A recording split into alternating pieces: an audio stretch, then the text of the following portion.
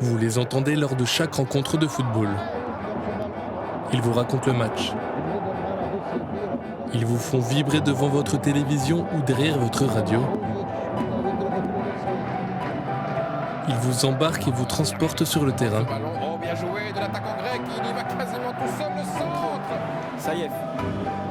Youssoufa.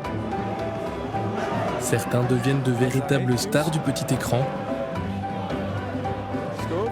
Joli. Le carton. Ils côtoient les joueurs que vous admirez. Un des plus beaux buts de votre carrière? Je pense, ouais. Le plus beau? Je pense, À quoi? Et rebond sur la pelouse, Nkoudou. L'accélération, c'est ce qu'il fait de mieux, évidemment, mais en face, il y a un sérieux client. Plongeons dans les coulisses du métier de commentateur avec 6 journalistes de Belgique.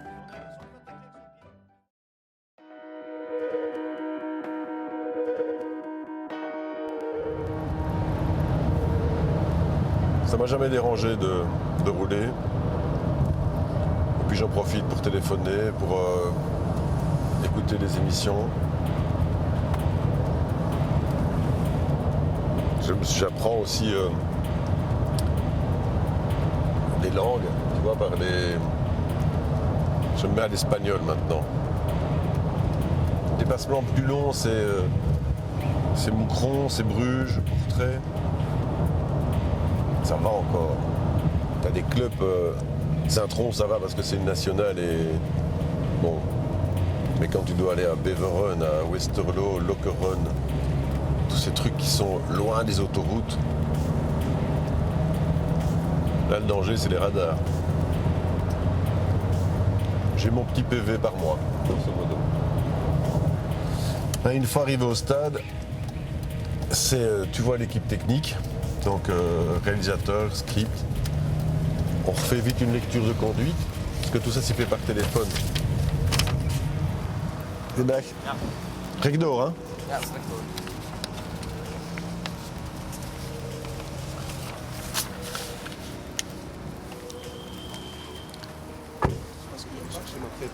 Je l'ai oublié. Ah. Bien. N'oublie pas ta prépa. Ouais, j'y vais, je vais la chercher. Ouais. Ça va? C'est lui qui prépare tout, donc il faut qu'il aille la chercher. Des gros dossiers. Ouais. Avant de travailler, toute l'équipe de Proximus peut profiter d'une petite pause, avec pour décor les différents camions techniques qui s'occupent de la captation du match. Ja. Des frites. Klein ontbijt. Klein ontbijt. Mon alter ego néerlandophone, Bart Raas. Salut.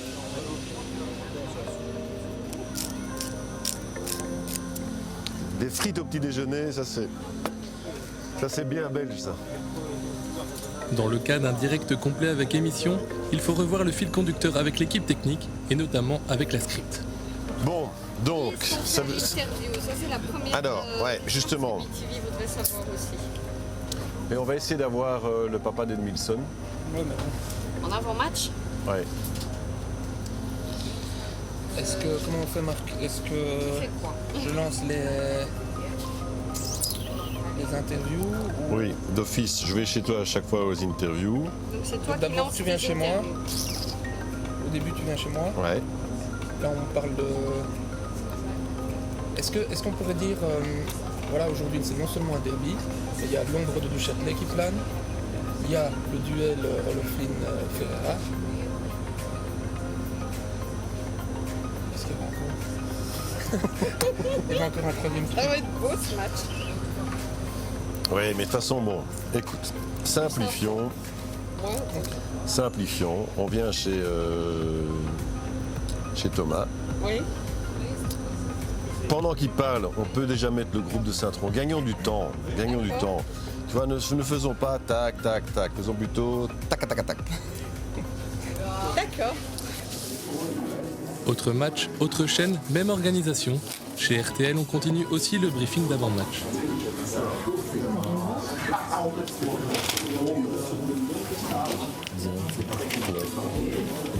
Grand match. La tension est à son comble.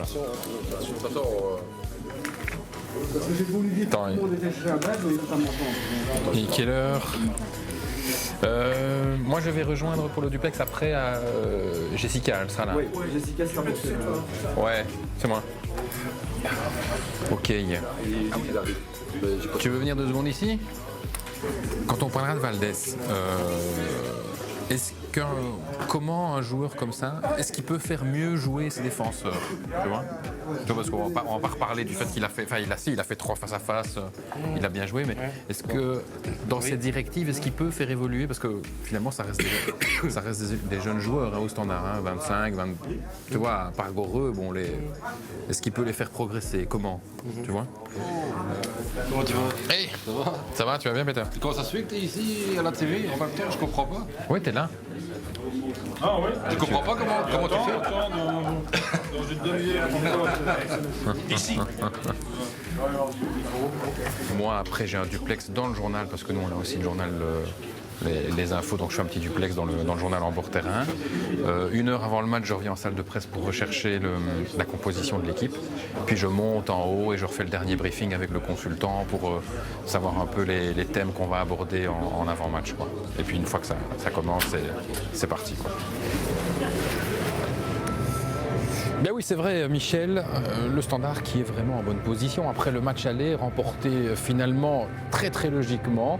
Et donc, Genk qui se doit de réagir, qui se doit d'emballer cette rencontre. D'ailleurs, le coach Peter Maas a prévenu, ma tactique, mon plan, c'est de marquer 2 buts. Et donc, on peut imaginer que les Limbourgeois seront très très motivés et qu'ils voudront mettre machin.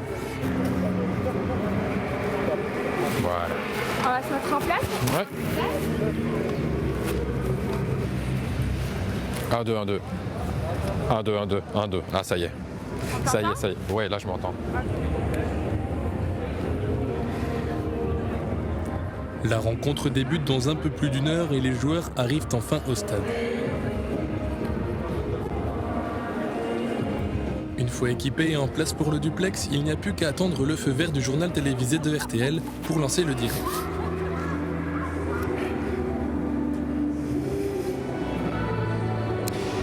C'est vrai, un avantage de 2-0 acquis au match aller, donc il se déplace ici en confiance, mais on est aussi très remonté, très confiant du côté de cette équipe limbourgeoise de Genk. Le coach Peter Maas a prévenu.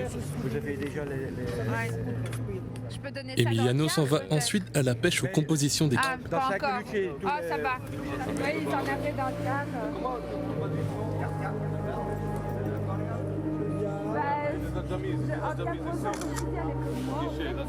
Scholz, De Sevi, Santini, Enmilson, Trebel, Fiore, Kozanovic. C'est qui dans les buts? Et Eno. Donc c'est la même équipe. Valdés. Ouais, c'est Valdés. C'est la même équipe qui a commencé à Louvain. C'est la même équipe, on ne change pas une équipe qui gagne. On ne change pas une équipe qui gagne. Ouais, c'est bien ça, c'est exactement la même. Ouais. C'est la même. Et alors du côté de Genk. Dans les rencontres importantes, le commentateur principal est accompagné d'un journaliste qui reste au bord du terrain. Christine Schrader en fait partie. Mais qui dit être devant la caméra, dit aussi passer obligatoirement par le maquillage. Tu peux être une maquilleuse partisane, hein. Pas interdit, non? Moi, je dis que le meilleur gagne.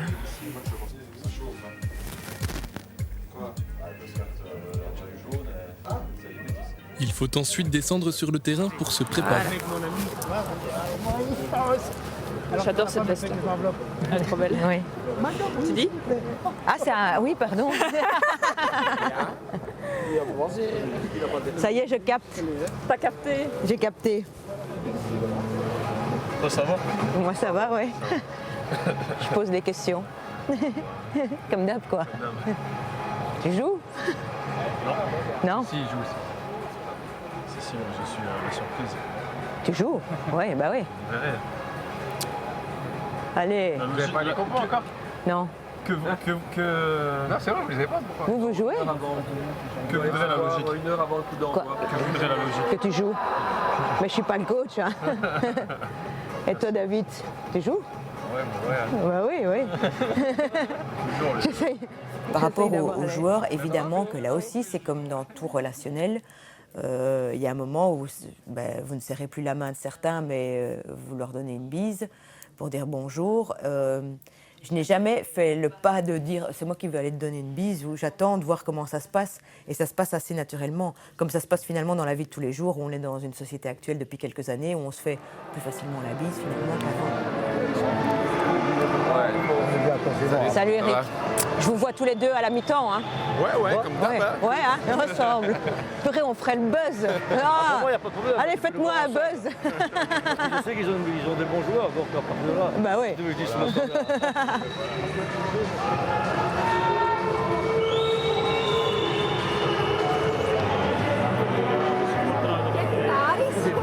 Il y a un petit drapeau qui fait une photo avec vous à la grille.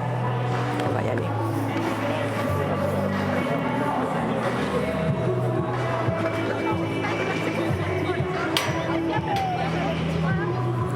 Viens près de moi, hein.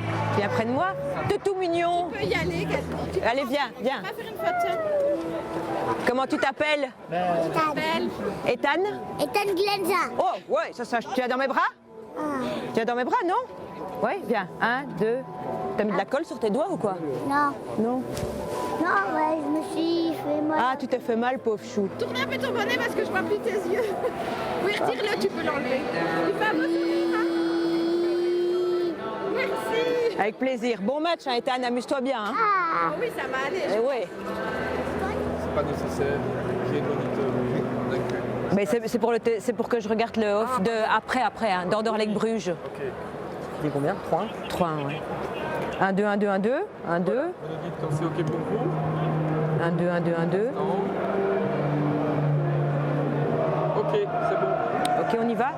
Bah, Yannick, une première réaction par rapport à votre retour ici à Charleroi. Quel est le sentiment dans un contexte évidemment très particulier pour le Standard aussi? Le stade a changé. Et la pelouse n'est pas super, mais bon, on va s'en accommoder. Non, mais ça fait pas grand chose à part, oui, en effet, que le stade a changé. Pour nous, personnellement, on a besoin de points, que ça contre Charleroi ou que contre notre équipe, on a vraiment besoin de points et on va vraiment tout faire pour venir chercher ici. Alors, tout le monde attendait votre...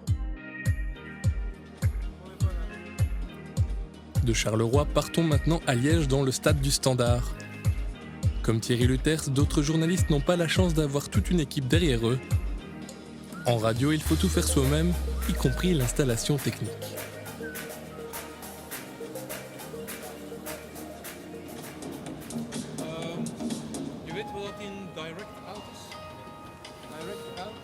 Alors normalement ça va marcher.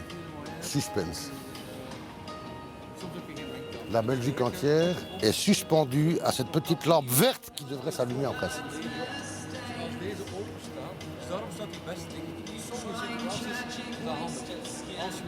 C'est long. C'est très long. C'est trop long. Va venir. Voilà, vous m'entendez en studio? Allô, allô? Allô, Mons? Voilà, je viendrai vers 14h03. À tout à l'heure, merci. Tout est prêt à moins d'une heure du coup d'envoi.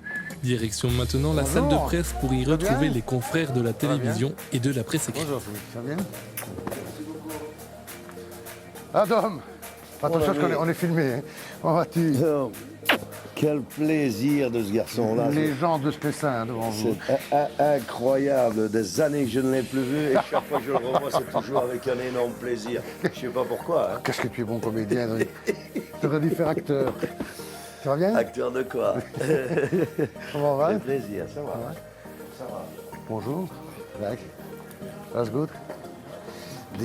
Non, mais Johnny... En salle de presse, les journalistes profitent d'un peu de répit avant le coup d'envoi de la rencontre. Pour certains, il faut peaufiner les dernières préparations.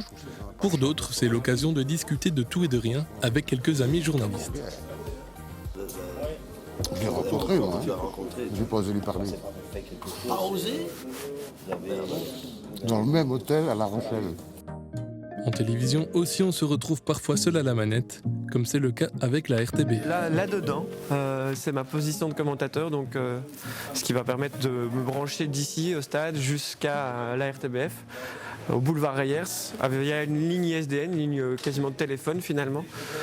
Donc je vais aller brancher la machine, composer le numéro qui permettra qu'on me réceptionne au niveau commentaire, parce qu'ils ont les images via un autre canal, mais le commentaire, donc le son, ce qui est important finalement. Voilà, tout est là-dedans. J'espère que ça va fonctionner, parce que parfois il y a des petits soucis. On y va. La RTBF propose des résumés de 6 minutes pour son émission Studio Foot. Dans une salle de montage de la RTBF à Bruxelles, on reçoit l'image par un canal et le commentaire par un autre. Il faut ensuite compiler le tout pour faire le résumé du match. Mais avant de pouvoir commenter, le journaliste doit d'abord brancher le matériel audio.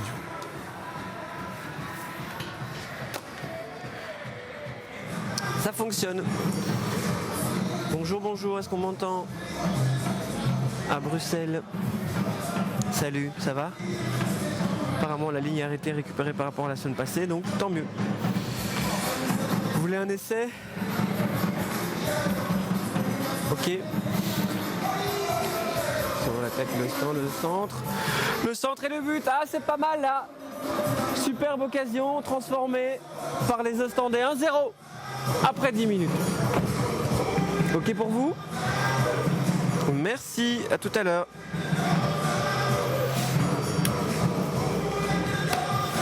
Voilà. C'est fait. Le moment le plus difficile de la journée est passé.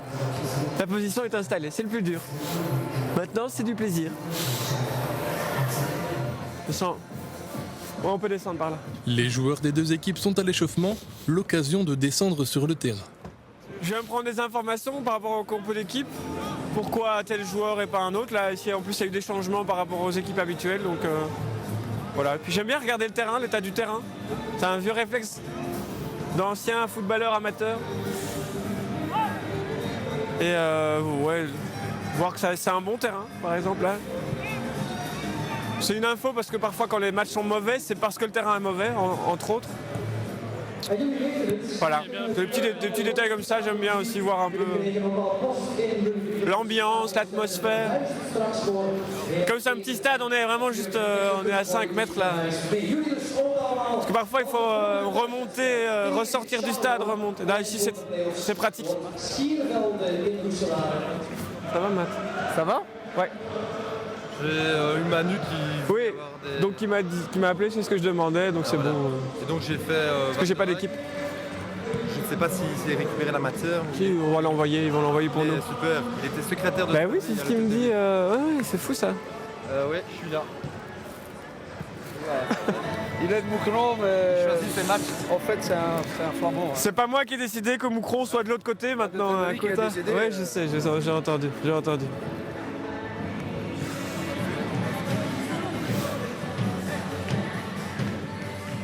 Les commentaires ne se font pas toujours depuis le stade.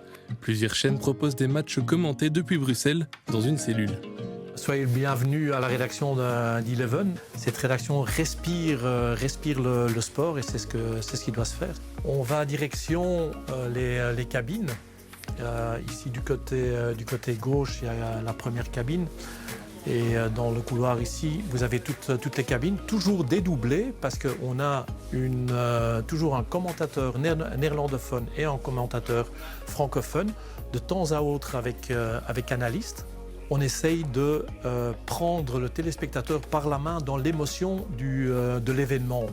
Le commentateur n'est pas important, mais c'est l'événement qui est important. Et donc c'est le commentateur qui doit faire vivre l'événement et pas l'événement qui fait vivre le commentateur.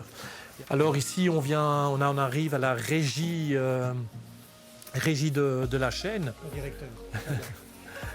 la régie de la chaîne où on voit tous les feeds internationaux qu'on reçoit, qui après avoir mis les voix sur les images, on voit les deux écrans avec Eleven et Eleven Sports. Je mets tout simplement le nombre de buts avec un petit astérisque, ça veut dire que là par exemple Serge Aurier, il y a 2 étoiles, ça veut dire qu'il a marqué 2 buts en Ligue 1 et 2 as, ça veut dire qu'il a fait 2 passes décisives. La préparation est très importante pour le commentateur. Un match, ça ne s'improvise évidemment pas, mais chacun à sa manière. Au début de la saison, il faut à peu près 4 ou 5 heures pour préparer un match, pour se mettre vraiment dans le vif du sujet. Et un match comme aujourd'hui, on est quand même à 2 tiers du championnat, face à 2 équipes qu'on couvre très régulièrement. Donc là, c'est presque naturel, on pourrait même arriver sans fiche, tant qu'il y a de la passion. On les connaît tellement, on est tellement pris dans le bain du quotidien de ces équipes que voilà, maintenant c'est aux acteurs sur la pelouse à nous raconter une histoire. Nous, on est là que pour la raconter. J'ai pas vraiment de fiche pour ce genre de match-là, dans cet exercice-là où on commente à destination d'un résumé de 6 minutes maximum. Donc, oui, il faut savoir combien de buts ils ont marqué, mais ça, je le connais, je connais les chiffres par cœur parce que ça fait 3 fois que je commente au stand en 4 semaines, par exemple. Donc, j'ai même plus besoin de préparer aujourd'hui un truc spécifique sur un stand. Donc, je les ai beaucoup commentés. Là aussi, je connais pas mal de choses de mémoire à force de les suivre chaque semaine. Je reste attachée à la presse écrite, tout de même, de faire une revue de presse chaque jour, de voir ce qui se dit un peu, en ayant quand même un regard très attentif aussi sur la presse quotidienne sportive flamande, parce que notre compétition est telle qu'il y a beaucoup plus de représentants néerlandophones que francophones. Donc, dans les journaux francophones, on parle surtout d'Anderlecht, du Standard, voire de Charleroi, voire de Moucron. Les sites, je consulterai régulièrement quand même le site de la RTBF, qui est un bon relais aussi, RTBF Sport, le site de la Jupiler Pro League. Mais je veux dire que je reste vraiment attachée à la lecture de la presse écrite. Et après, on a la chance d'avoir un documentaliste dans notre service qui nous prépare un dossier pour chaque match. Un dossier qui est fait de statistiques, notamment via le site Info Strada. Il y a Sportdesk aussi, comme site, ça qui sont des sites, Sportdesk en tout cas, qui est un site payant. Le dernier match que j'ai fait, donc Shakhtar Anderlecht, ce que je fais, c'est que j'essaye de voir qui sont les joueurs clés du Shakhtar. Ça ne sert à rien de connaître tous les joueurs par cœur, rien. En revanche, les 4-5 joueurs clés, là tu dois savoir d'où ils viennent, ce qu'ils font, où ils ont envie d'aller, comment ils sont là. L'entraîneur, toujours important de connaître le parcours de l'entraîneur, de voir un petit peu comment il joue. Si c'est possible, de discuter un petit peu avec lui, parce qu'en quelques minutes et sur quelques questions bien ciblées, tu peux avoir déjà des éléments intéressants. Et puis c'est surtout visionner des rencontres. Pas obligatoirement dans leur intégralité, mais quand même voir un petit peu comment ça joue, comment ils marquent, comment ils prennent des buts. Moi je dirais qu'il ne faut pas trop préparer. Parce que j'ai déjà vu des commentateurs qui ont plein de papiers devant eux, avec plein d'infos. Mais là, tu es prisonnier de ça. Tu es prisonnier de tes infos, parce que ce qui se passe, d'abord, l'important, ce qui se passe, c'est sur le terrain. Ah, c'est pas toi, c'est pas le consultant, ce sont les joueurs, ce sont les entraîneurs. Donc, tu dois avoir tout le temps un œil, au moins un œil ou un demi-œil sur le terrain. Quand je prépare un match en particulier, le jour avant et le jour même, je prépare des fiches, donc les dernières infos sur chaque joueur, les dernières statistiques sur les joueurs, le match précédent, voilà, comment ils ont joué pour le Standard à OHL, dans quel dispositif, avec quel joueur, les dernières phrases, les infos du jour. Donc je lis la presse du jour, d'hier aussi, je souligne beaucoup, mais ça me prend toute la journée d'aujourd'hui et aussi celle d'hier, quoi. Je préfère avoir tout ça, forcément, je préfère avoir tout ça avec moi, comme ça si j'ai un doute sur quelque chose, je peux jeter un coup d'œil. Maintenant c'est très rare de jeter un coup d'œil parce que quand je commente le match, je suis vraiment dedans. Le fait d'avoir préparé, en fait c'est là, c'est dans la tête, quoi. Et pendant le match, j'ai pas besoin de regarder.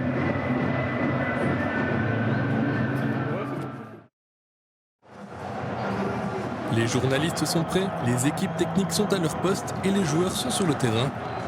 Le spectacle peut enfin commencer, avec parfois quelques petits imprévus.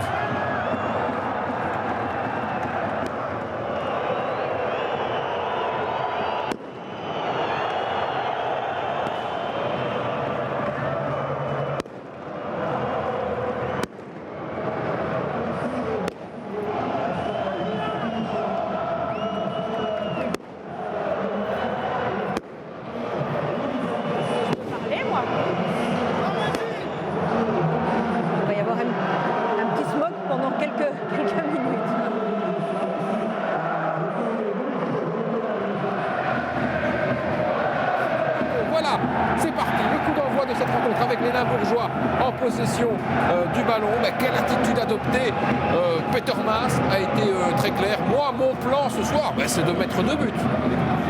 Des imprévus, il y en a aussi parfois au niveau de la technique. Heureusement pour Benjamin de Seninck, le commentaire n'est pas retransmis en direct.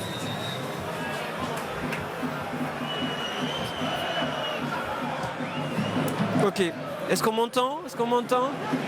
Allô, allô? Est-ce qu'on peut vite me dire si c'est bon? Ok, j'ai récupéré la ligne, j'ai dû rechanger, c'est un peu comme la semaine passée en fait, donc faudra... Est-ce que quelqu'un peut noter ça quelque part? Faut pas essayer de faire une communication à notre production pour dire qu'il y a un problème de ligne au stand avec notre propre ligne. Et donc il faut aller dans le... Même pas dans le backup, mais dans un autre boîtier qui traîne là, non identifié. Si quelqu'un peut noter ça quelque part, ce serait gentil. Merci. Voilà, je reprends le commentaire, je ferai l'intro à la mi-temps. Pour les résumés de la RTBF, le commentateur peut se permettre de parler uniquement quand le match s'anime. Et la récupération ostendaise. C'est un exercice particulier, il faut être concentré au bon moment, il faut être plus synthétique. Essayer de terminer un commentaire au bout du premier ralenti d'une phase pour pas allonger le résumé trop longtemps. Parce que si on prend la place pendant 2-3 ralentis, ça nous privera d'une phase par la suite. Sven Kums a raté les 2 pénaltys qui ont suivi son soulier d'or. Sven Kums, 12e but, et devient meilleur buteur aussi du championnat. 0 en 6 minutes. Pour les journalistes radio, l'art du commentaire se pratique bien différemment de celui de la télévision. C'est un exercice en effet très spécifique, très différent à la télévision. J'en parle d'autant plus à l'aise que j'ai fait les deux. Puisque forcément en télé, on a cet avantage théorique en tout cas de laisser parler l'image, donc de pouvoir laisser respirer l'image, de s'arrêter de parler, de distiller ses notes de préparation à bon escient de temps en temps. Tandis qu'en radio, forcément, il n'y a pas de temps mort, il n'y a pas de blanc, sinon les gens se croient leur radio est malade ou bien que la connexion est cassée avec le stade. Donc pour un match de foot, en l'occurrence, il faut être le plus descriptif possible, il faut que les gens puissent imaginer à tout moment où se trouve le ballon. Il faut souvent aussi rappeler le score, ce qui est une spécificité de la radio, puisque les gens sont susceptibles, par exemple dans leur voiture, de venir à tout moment du match. Si vous faites un match tout seul, non-stop, c'est assez fatigant. Évidemment, il y a quelques petites respirations quand il y a des journaux parlés ou des dernières minutes ou des publicités, donc ce n'est pas vraiment du véritable non-stop. Mais j'ai quand même fait un jour un quasi non-stop sur la finale de la Coupe du Monde 2006 à Berlin entre la France et l'Italie. Et là, croyez-moi, il y avait très peu de pubs. Il y a eu, je rappelle, prolongation et tir au but. J'étais assez exténué, quoi. Donc, Lors des rencontres importantes, le commentaire radio se fait souvent avec un duo de journalistes. En télévision, le commentaire se fait aussi en duo, mais avec cette fois-ci un consultant. Il s'agit souvent d'un ancien joueur professionnel. Je crois que la mode du consultant est arrivée il y a 15 ans. Je veux dire que moi, je terminais ma carrière. Le consultant doit toujours rester très neutre et à sa place, ne doit pas s'emballer. Et même s'il est dans un événement comme on commenterait la Belgique, on a vraiment envie que la Belgique gagne ou qu'un club belge gagne. Mais on ne peut pas, je veux dire, on doit faire vivre mais ne pas être supporter. C'est sûr qu'on est amené à avoir de plus en plus de consultants. En tout cas, on doit aller vers cette tendance-là parce que c'est inévitable. C'est un luxe, mais un luxe qui est payant parce qu'ils amènent leur expérience. Ils amènent les choses que nous, commentateurs, qui sommes plongés dans la narration de faits de jeu, eux, ils amènent leur expérience. Voilà, on peut ressentir la pelouse rien qu'en les entendant. Ils voient des choses qu'on ne voit pas. Attention à ce premier bon ballon pour Maxwell dans le dos de la défense. C'est goal. Ah voilà. Ibrahimovic qui débloque déjà la situation. Incroyable. 21e but pour lui. Regardez, hop, Matuidi, et on part dans le dos, et on regarde avant de centrer, on regarde, on a le temps, et alors on laisse Ibra tout seul quand même. On regarde le match, mais on se regarde aussi, c'est-à-dire que on est à deux à commenter, et on est à deux à vivre le match, et on a la même passion. Donc on vit le match, on vit la passion, mais on se regarde de temps en temps. Ce qui est important, en tout cas, je trouve, c'est que quand Gilles dit quelque chose, ou moi je dis quelque chose, qu'on arrive à rebondir dessus, parce que parfois ça s'entend. Si moi je dis quelque chose et que le journaliste passe ça directement à autre chose, ça fait un peu bizarre, ou vice-versa. Ah, et ça, c'est un bon ballon. Bon ballon. Karelis, il est tout seul. Karelis face à Valdez. Le poteau. La reprise et le but. 1-0 pour Genk. 1-0 pour Genk. Karelis, c'est le genre d'attaquant à qui il ne faut pas 36 occasions. Moi, je sais que je parle surtout sur l'action, sur ce qui se passe en live. Je vais surtout lui laisser la parole quand il y a des ralentis, parce que là, c'est l'occasion pour lui de revenir sur une phase précise. Si par exemple il est en train de parler et que je veux dire quelque chose, je mets la main près de lui, il comprend que, voilà, un petit signe comme ça, il comprend que je vais dire quelque chose, donc il ne va pas faire trop long. Mais ça se fait, je vais dire, assez naturellement, parce que ça fait déjà quand même pas mal de temps qu'on commande des matchs ensemble. Ça fait 2-3 ans qu'il est là au moins. Et puis aussi souvent je l'interpelle, je pose des questions, donc j'ai pas je le fais réagir sur des choses qu'on voit pendant le match. Donc ça se passe assez naturellement et je trouve que c'est ce qu'il faut arriver à faire, c'est que ça soit aussi une discussion pendant le match, quoi. À force de se fréquenter, des liens très forts se créent évidemment entre le journaliste et son consultant. Un exemple, Marc Delire et Benoît Tans. C'est un ami. Quasiment tous les consultants sont devenus des amis, par la force des choses. Ça, c'est une bonne et une mauvaise chose. C'est une bonne chose parce que je peux aller plus loin pour leur demander certains trucs. Mais en revanche, il y a des moments où, si je ne suis pas vraiment en forme ou quoi, le fait qu'on soit amis, je laisserai peut-être passer des choses que je n'aurais pas laissé passer avec d'autres. Mais en temps normal, j'aime bien avoir comme relation, une relation basée sur l'honnêteté intellectuelle, à savoir, si je fais une connerie, reprends-moi directement, ne la laisse pas filer. Si toi tu dis une bêtise ou si tu fais une faute de français ou une faute de liaison ou quoi, je te reprendrai aussi directement. Il faut qu'on puisse le faire sans que pour autant ça ne crée un climat de suspicion. Parce que là, à ce moment-là, ton émission elle est foutue. Il y a certainement de la complicité naturelle que tu as avec Marc, du fait de votre amitié qui dure depuis des années. Ça ne veut pas dire pour autant qu'avec un autre, on ne va pas savoir correctement travailler. Ça ne veut pas dire ça. Mais il y a des automatismes. C'est comme un vieux couple. Voilà, c'est ça. Il y a des automatismes très vite. Je pense que, parfois je les entends tous les deux. Je sais ce qui va se passer parce que ils sont fort complices. Et donc je sais qu'il n'y aura pas de blanc, il n'y aura pas de silence. Voilà, ça va se faire de manière très naturelle. Devenir le club le plus accueillant pour les supporters adverses. Donc il y a un tas d'activités qui sont mises en place. Il y a des loges francophones. Oui, absolument. Et donc on va avoir des réactions immédiates avec des dossiers qui est déjà prêt, Thomas. Ça va plus vite à l'interview que sur la rencontre. Mathieu, dans le dernier quart d'heure, vous laissez tout de même Charleroi un peu s'installer dans votre camp et il y a l'égalisation. Ouais, oui et non. Enfin, on est bas depuis le début, on les attend un petit peu, on les laisse avoir la possession. Et on voit que ils n'arrivent pas à trouver les opportunités. Il n'y a que sur phase arrêtée qui sont dangereux. Pour les interviews de mi-temps, il y a un timing précis qui est délimité par une charte, puisqu'évidemment quand on est diffuseur des matchs de foot, il y a une charte bien précise avec ce qu'on peut faire et ne pas faire. Et l'interview des joueurs, c'est 1 minute 30 maximum. Après, pendant la mi-temps, on fait diverses interviews et ça dépend un peu du timing qui est disponible dans notre mi-temps, suivant notamment le nombre d'actions intéressantes que les commentateurs ont à remontrer. Et donc c'est déterminé plus ou moins par ça, mais évidemment je suis guidée par la script qui me donne un timing avant et qui me donne un décompte quand je suis en cours d'interview. Il n'est pas rare qu'il faille trouver en urgence des personnalités présentes en tribune pour venir à l'interview. Ici, l'ancien Diable Rouge Enzo Schifo a été repéré et descend voir Christine Schraeder. Voilà, on voulait une interview pour vraiment remplir cette mi-temps. On avait prévu Damien Marc, qui est blessé aujourd'hui et donc qui ne jouait pas, mais apparemment on ne l'a pas trouvé, on ne l'a pas vu.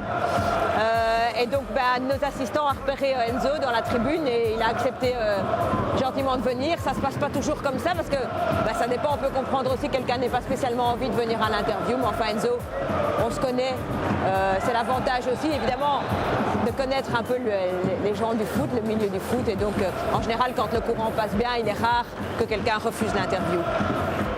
Pendant la rencontre, le journaliste qui officie en bord de terrain se positionne près de la ligne de touche, avec un écran pour voir le match et les ralentis. Elle peut aussi à tout moment intervenir dans le direct des commentateurs pour fournir quelques détails. Et Yattara a perdu son chapeau. Oui, mais il me semble maintenant avoir vu qu'il y a du sang qui recule encore. Oula.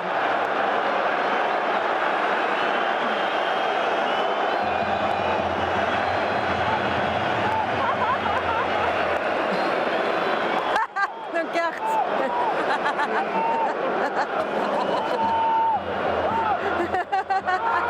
Je crois qu'il avait juste envie de secouer l'arbitre. Hein.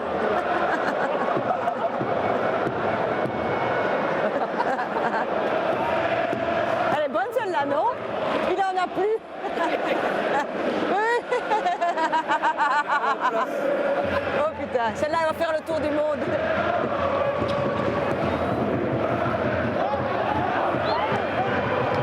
Exact. Il va faire son entrée. Qu'est-ce qu'ils vous ont demandé? Pardon? Qu'est-ce qu'ils vous ont demandé? Faire un appel micro, sinon il arrêtait le match. Ouais, c'est eux.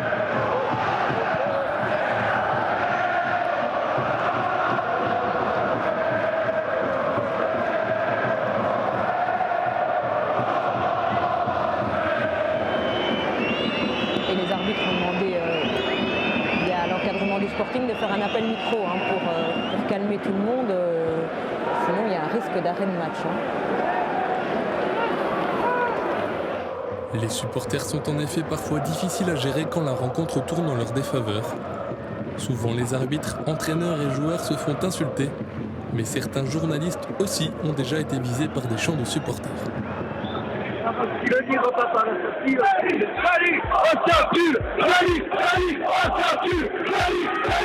Là, tu serres les fesses, ça c'est sûr.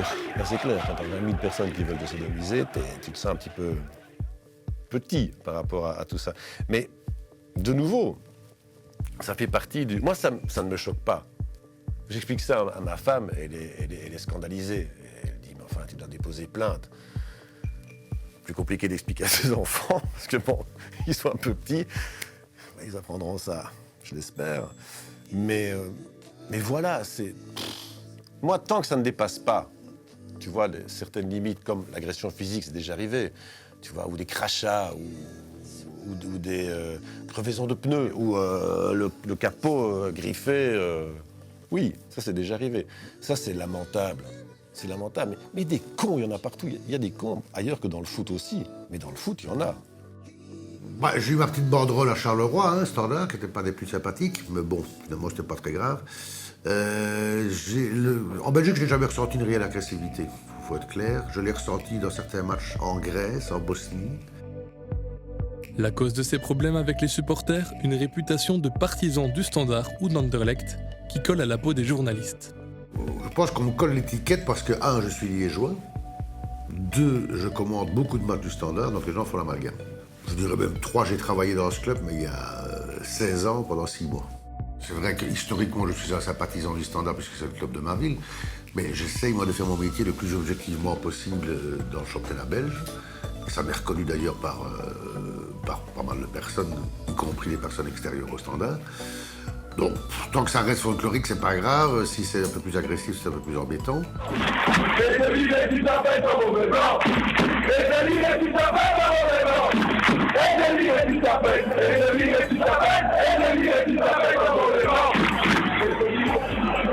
Mais quand tu veux expliquer quelque chose à un supporter, c'est impossible. C'est impossible. Ils n'écoutent pas. Ils n'écoutent pas parce qu'ils ne veulent entendre que ce qu'eux pensent. Donc, t'as un mec qui dit « sale mauve !» Alors je dis « oui, t'as raison, je suis pour Anderlecht. » Là, bouffe, terminé. « Ah, tu vois, je te l'avais dit !» Et tu fais la même chose avec un autre. Mais j'adore le football. Mais c'est impossible de raisonner un supporter. Alors moi, tant que ça se fait de manière bon enfant, en me disant « ouais, ça va, t'es un sale mauve », comme Dominique Donofrio, je l'ai écrit encore dans une chronique, lui, c'était systématique, quoi. « Ah, là, le sale mauve !» Et je dis « mais Dominique, prouve-moi que je suis un sale mauve. » Pas besoin. Alors, tu vois, c'est le foot. C'est le foot, tu dois faire avec. Si tu n'es pas d'accord, si tu fais un métier public et présentateur ou commentateur et que tu n'acceptes pas la critique, là, tu es foutu. Tu es foutu. Tu fais un métier public, tu dois accepter la critique. Parfois, elle fait mal, parce que tu as l'impression qu'elle est injustifiée. Mais tu dois l'accepter. L'arbitre siffle la fin du match, le commentaire en direct est terminé. C'est parti pour la course aux interviews. Pour Christine Schrader, notre journaliste bord-terrain, il faut être très réactif. C'est pas facile là, de venir à l'interview, on l'imagine comme ça après une rencontre. Vous avez eu ce match en main en deuxième mi-temps? On connaît un peu tous, ça se repère assez vite, les joueurs qui sont des bons clients. Il y en a au moins 1 ou 2 par club qui inévitablement va chaque fois passer à l'interview. Je pense à Thomas Meunier à Bruges, qui en plus a une capacité d'analyse assez étonnante, à chaud. Moi j'aime bien Julien Gorus à Genk. Et donc par exemple à la mi-temps, c'est vrai que je vais plutôt me diriger vers ces joueurs-là, parce que je sais qu'on aura une interview avec du fond. Il y a des bons clients, on les connaît. Maintenant, il ne faut pas tomber dans la systématique non plus. Et donc, il faut penser aussi à essayer d'étoffer, d'aller peut-être parfois vers des joueurs auxquels on ne donne pas la parole. Mais s'il y a des bons clients, il y a des mauvais clients aussi. Les mauvais clients, pour moi, ce n'est pas ceux qui ont le plus de difficultés à s'exprimer, c'est ceux qui répètent tout le temps la même chose, qui restent forts sur le canevas. Exemple type, on va dire Tom de Sutter, puisqu'il est parti. Ah, vous avez marqué un superbe but. Oui, mais c'est pas important. L'important, c'était les 3 points. Mais faire des interviews peut parfois s'avérer dangereux. Des gens qui font des choses comme ça, qui n'ont pas de respect. C'est vraiment la première fois que ça m'arrive, ça, parce que la bouteille d'eau qui est arrivée, puisqu'ils essayaient de canarder Jelle Van Damme, évidemment. Mais ils oublient qu'il n'y a pas que Jelle Van Damme, il y a de toute façon, même sur Jelle Van Damme, mais il y a tout un entourage aussi. Et donc la bouteille, elle était remplie, hein, donc c'était... voilà, merci. Mais ouais, c'est parfois, il y a peut-être des risques du métier. Heureusement, jusqu'à présent, rien de fâcheux ne s'est passé, mais c'est clair qu'on est en bord de terrain et que donc dans un match pareil, voilà. Pour la RTBF, les journalistes n'ont pas toujours la possibilité de faire eux-mêmes les interviews. Benjamin de Seninck ne pourra malheureusement pas faire d'interview cette fois-ci. C'est rare que je ne fasse pas d'interview après le match, mais parce qu'il y avait beaucoup d'actualités, donc on ne peut pas avoir... on avait 3 ou 4 équipes de tournage disponibles, elles étaient ailleurs aujourd'hui, donc. Mais il en profite pour chercher un invité pour son émission du lendemain. Yacine, bravo. Hein. Merci. Éventuellement demain soir, tu serais libre pour la tribune, tu penses?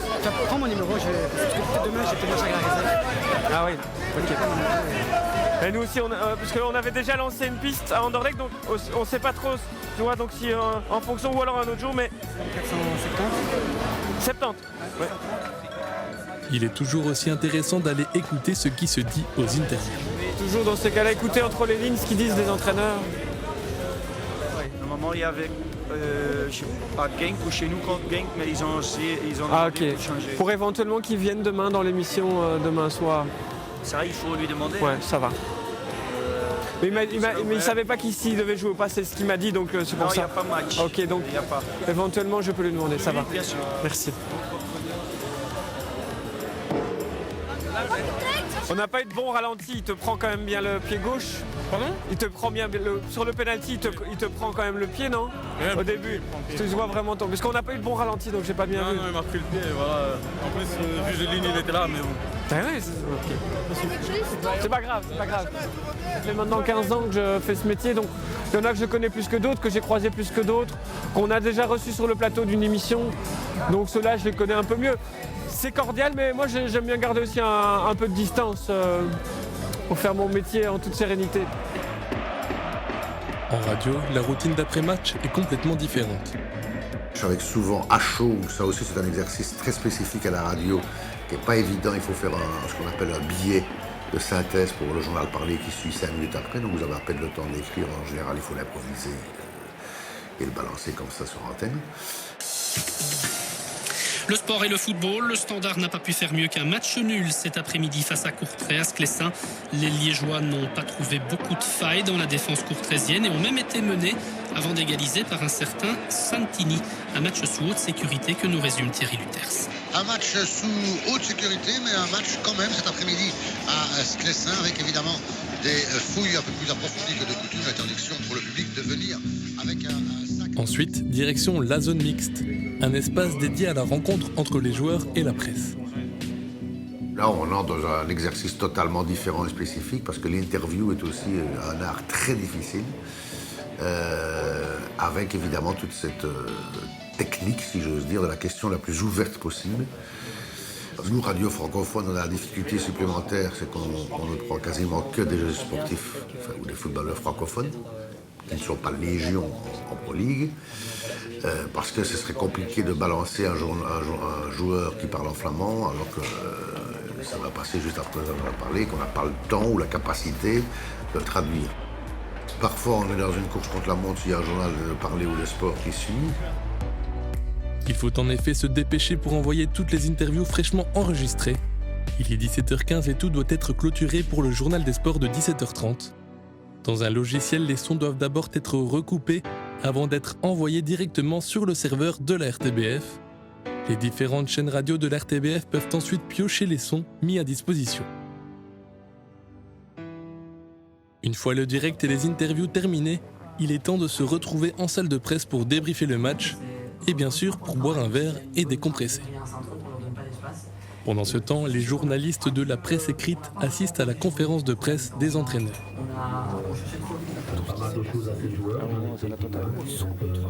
Moi, pour la première fois, j'ai cru que j'allais recevoir un truc. Ah oui, mais t'as failli, toi, quand oui, t'avais la bouteille, elle était remplie. J'ai bien vu, je l'ai vu arriver. Non, comme cliché, j'ai assisté à des petites phases où je me suis dit, il pourrait siffler pour nous, il n'aurait pas sifflé. La première carte jaune de Van Damme, c'est une faute d'Arsène Adjei qui pousse Ndangala sur Van Damme. Tu vois vraiment. Non, il parlait aussi du fait qu'il n'y avait pas coup franc. Quand Saglic donne le ballon à Babi pour le but, il dit qu'il n'y a pas coup franc. Oui, mais il arrête le match et quand ils reviennent, il y a un pétard. Les commentateurs travaillent évidemment davantage le week-end, mais le reste de la semaine est aussi souvent très chargé. Chez nous, le lundi est quand même très chaud aussi, puisqu'il y a l'émission L'Europe des 11, que je présente en alternance avec Jean-François. Il y a ma présence à la tribune aussi, qui depuis cette saison est récurrente toutes les semaines. Donc le lundi est une journée très dense. En général, c'est 8h30, 22h30, avec la fin de la tribune, sans arrêt. Le mardi, on a réunion de rédaction, tous les mardis matins, donc ça se prépare aussi. Et puis dans la foulée de la réunion, on se projette évidemment rapidement sur le week-end suivant, comme je vous le disais, notamment dans de l'organisation, dans de l'édition, des produits qu'on va avoir. Le mercredi, c'est ma journée libre, celle où je récupère finalement de mon week-end. Et puis le jeudi, il est déjà temps de se replonger dans tout ce qu'on va faire durant le week-end. Christine Schrader a débuté sa carrière en 1998 chez Canal+, devenue ensuite BTV. En tant que femme, elle a directement été très bien intégrée dans le milieu du football. En fait, depuis toute petite, comme je m'y intéresse, j'ai toujours pris l'habitude de parler de foot avec les garçons, évidemment, plus qu'avec des filles. C'est très rare que je parle de foot avec une fille. Même quand j'en parle avec une fille, ça me fait tout bizarre. Par exemple, quand j'ai déjà eu des conversations avec Anne Ruet, où en fait, ça fait bizarre de parler à une femme, entre femmes de foot, parce que c'est tellement inhabituel, et donc pour moi aussi, ça l'est. Donc, je n'ai jamais ressenti le moindre stress ou attention, je suis une femme, je parle à un homme. Pour moi, ça n'existe pas, ça. Et donc, je pense que je n'ai ressenti aucune gêne, et que donc ça se passe bien. J'ai l'impression qu'en Belgique, il y a quand même une forme de réticence à se dire pourquoi une femme doit parler de football, en fait. À avoir un côté un peu machiste de on reste entre nous. Je ne l'ai jamais ressenti ici. Être commentateur est un métier qui fait souvent rêver beaucoup de monde, et ce ne sont pas nos journalistes qui vont dire le contraire. Salut. Je trouve que c'est l'essence même de notre métier de journaliste foot-sport. C'est là, c'est quand on est sur le terrain, quand on est dans un stade, que ce soit le foot ou autre chose d'ailleurs. C'est là qu'on vit l'événement, c'est là qu'on sent l'événement. C'est pour ça que moi j'aime bien rester debout, parce que voilà, je me sens dans le match en fait. C'est là qu'on se sent vivre le plus que quand on est en studio, plus que quand on fait un reportage où c'est plus installé ici. Voilà, on vit, on se sent vivre un peu plus. Je connais pas tous les métiers, mais une chose est sûre, c'est que je voudrais pas en changer, parce que franchement, c'est un métier parce que ça a ses exigences et qu'il faut faire attention à pas mal de choses. Mais si un métier c'est une contrainte, c'est pas du tout un métier, c'est un plaisir. Parce qu'on me dit par exemple, on me dit tu n'as plus les diables rouges, c'est une frustration. Oui, si on veut, c'est vrai que j'aimerais bien faire les Diables Rouges à l'Euro. Mais faire Chelsea-PSG, ou un multi-live comme ici, ça c'est toutes les semaines, quoi. Être commentateur de foot, c'est un rêve que j'ai réalisé en fait. Voilà, puisque depuis tout petit, depuis que j'ai 9-10 ans, je me suis dit j'aimerais commenter des matchs de foot. Donc j'ai réussi, j'ai atteint finalement mon objectif, mon rêve. Et sincèrement, je trouve que c'est l'un des plus beaux métiers du monde parce que on voyage beaucoup, on va dans les stades, on prend du plaisir en faisant ce boulot. C'est un boulot évidemment qui fait beaucoup d'envieux. Et donc je mesure bien ma chance de pouvoir commenter des matchs aux quatre coins de l'Europe, des matchs de Ligue des Champions, d'Europa League et de Coupe de Belgique. Un match qui devait être fabuleux à commenter, c'était Belgique-États-Unis lors de la dernière Coupe du Monde. Quand on doit gagner ce match, mais 20 fois avant les 90 minutes, et puis que tu te dis, purée, ils vont en prendre un, ces gars-là. Et puis tu passes, quoi. Tu passes, il y a des buts qui arrivent. Waouh, ça c'est l'orgasme. C'est fabuleux. Ça c'est... Ouais, là quand tu commandes des matchs pareils... En Écosse aussi.